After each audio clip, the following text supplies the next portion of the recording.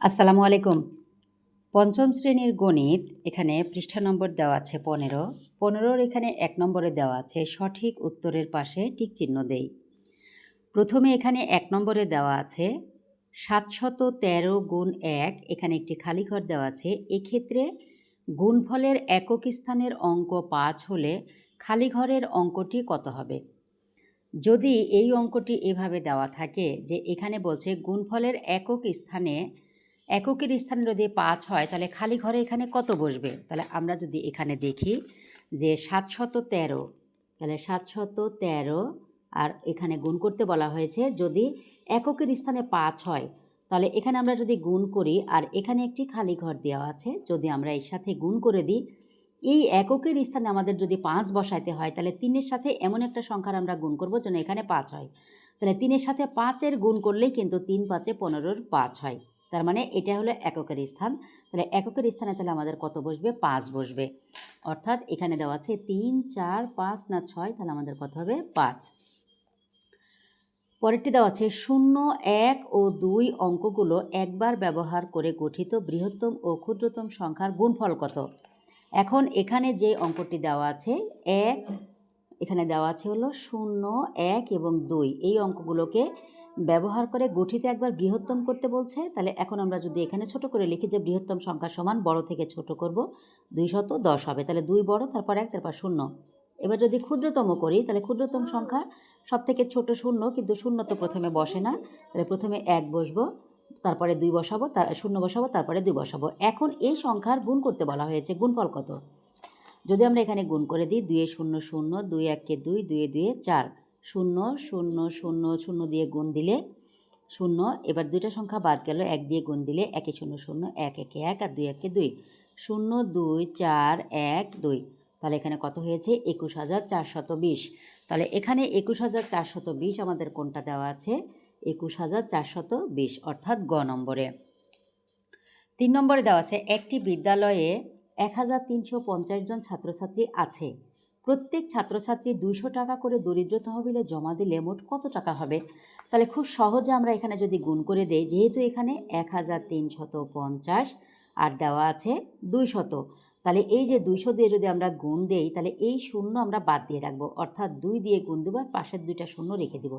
তাহলে খুব তাড়াতাড়ি গুণটা কিন্তু সহজভাবে সহজ পদ্ধতির গুণ, যেমন ৫ দুগুণে ১০-এর ০ হাতে ১, ৩ দুগুণে ৬ আর ১-এ ৭ আর ২ ১-এ ২, আর এই ৩টা ০ ১ ২ ৩টা বসিয়ে দিলাম।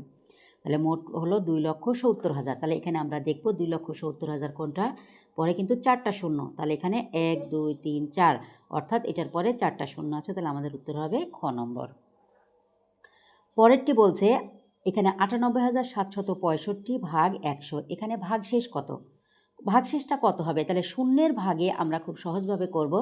ডানের যদি ভাজকের ঘরে যদি ডানে একটা দুইটা যে শূন্যটাই থাকবে না কেন, এখানে যেহেতু ২টা ০ আছে, তাহলে এখানে যে ভাজ্য দেওয়া আছে ভাজ্যের ঠিক ২টা ০ আছে জন্যই ঠিক ২টা সংখ্যার নিচে আমরা দাগ দেব, আর বাকি সংখ্যাটাই হচ্ছে আমরা গোলচিহ্ন দেব। দিয়ে এখানে ভাগশেষ চাচ্ছে, দিয়ে যেটা দাগ হবে সেটা ভাগশেষ হবে, অর্থাৎ ভাগশেষ কত? ৬৫। তারপরে এখানে কত আছে? ৬৫, আর বৃত্ত দিয়ে যেটা থাকবে সেটা ভাগফল হবে। এবার এটা বলছে ভাগের ক্ষেত্রে কোন সম্পর্কটি সত্য?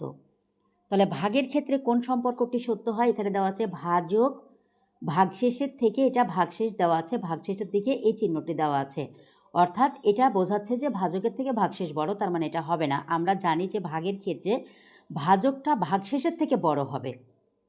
এখানে দেওয়া আছে ভাগশেষ, তারপর চিহ্ন দেওয়া আছে ভাজক। এখানে যেমন দেওয়া আছে ভাজক সমান ভাগশেষ, এটা হবে না। ভাজ্য দিয়ে এই চিহ্নটা দিয়ে ভাগশেষ আছে, অর্থাৎ ভাজ্য চাইতে ভাগশেষ কখনোই বড় না, তার মানে হবে কোনটা? ভাগশেষ অপেক্ষা ভাজকটা বড়, তার মানে আমাদের এই চিহ্ন এটা হবে খ নম্বর। পরেরটি দেওয়া আছে ২২৫ ভাগ খালি ঘর দিয়ে সমান ৯ ফাঁকা ঘরে কত বসবে? এখানে কিন্তু আমার এটা দেওয়া আছে ভাজ্য, এটা ভাগফল, অর্থাৎ নাই কি ভাজক, তাহলে ভাজক সমান ভাজ্য ভাগ ভাগফল। তাহলে ৯ দিয়ে যদি আমরা ২২৫কে ভাগ করে দিই তাহলে ৯ ২ ১৮, ৮ × ১২ ৪, ৫ ৫ ৯ ৪৫, অর্থাৎ ২৫। তাহলে এখানে ২৫ কোথায় আছে? গ নম্বরে ২৫ উত্তর। তারপরে দেওয়া আছে তালেব সাহেব বছরে এত টাকা বাড়ি ভাড়ায় ব্যয় করেন, তার মাসিক বাড়ি ভাড়া কত? বছরে কিন্তু, অর্থাৎ ১২ বছরে যদি সে এত টাকা বাড়ি ভাড়া দেয়, তার মাসিক, তার মানে ১ মাসে। তাহলে যদি আমরা করি যে ১২ মাসে বাসা ভাড়া দেয় হচ্ছে ৯৮,৪০০, তাহলে 1 মাসে সে কম দিবে না বেশি দিবে? তাহলে 1 মাসে সে কম দিবে, কম দিলে এখানে আমরা কী করব? ভাগ করে দেব। তাহলে 12 দিয়ে যদি আমরা এখানে 98,400-কে ভাগ করি, তাহলে প্রথমে 6 12 72, 7 12 14, 8 12 কত হবে? 96। 6 কয় 8 2 আর এই 4 নেমে আসলো, 12 2 24, তারপরে 0, এখানে 0, তারপরে শূন্যটা, তাহলে কত হলো আমাদের? 8,200। তাহলে এখানে কত দেওয়া আছে? 8,200 টাকা। আশা করি সবাই বুঝতে পেরেছেন। ধন্যবাদ সবাইকে। আসসালামু আলাইকুম।